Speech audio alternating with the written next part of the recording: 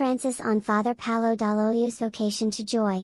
In the preface of the book Il mio testamento, My Testament, by Father Paolo Dall'Oglio, who disappeared in Syria on 29 July 10 years ago, Pope Francis writes of his feelings and thoughts upon reading some prophetic passages of a text that closely resembles a spiritual testament. To flip through these pages, in which Father Paolo Dall'Oglio speaks of the rule of the monastic community of Dear Mare Musa, cannot but stir emotions. He recounts the profound intentions that had moved him to breathe new life into the very ancient Syriac monastery, dating back to the 6th century AD, and recover the great spiritual tradition of the Desert Fathers, at the same time giving it a new sense of a witness for Christ's love in the Arab-Muslim context.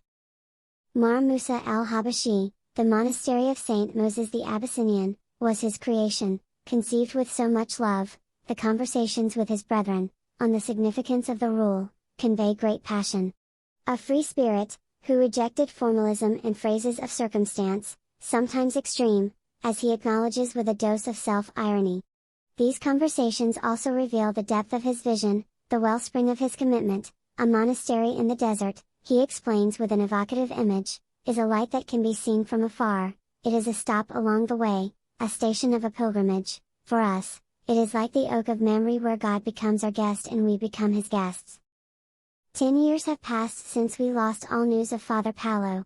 With great courage, he had sought contact in northern Syria with the kidnappers of 2 bishops, one Syrian Orthodox and the other Greek Orthodox, who had been abducted a few weeks earlier. Then came the darkness. His family and friends have so far even been denied the act of mercy of a returned body, upon which to weep and give a dignified burial.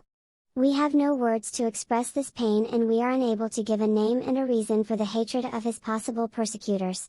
We do know, however, what he would not have wanted: to blame Islam as such for his mysterious and dramatic disappearance, to renounce that passionate dialogue in which he always believed with the aim of redeeming Islam and Muslims, as one of the precepts of his rule states. On this point, Father Paolo was very clear.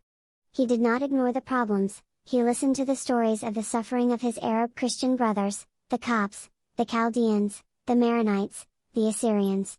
But he felt that his and his monastic community's specific vocation was the path of fraternity. Therefore, he said, whatever the situation, and taking into account the worst that may happen, there remains, for those Christians who are called by God, the role of love for all Muslims.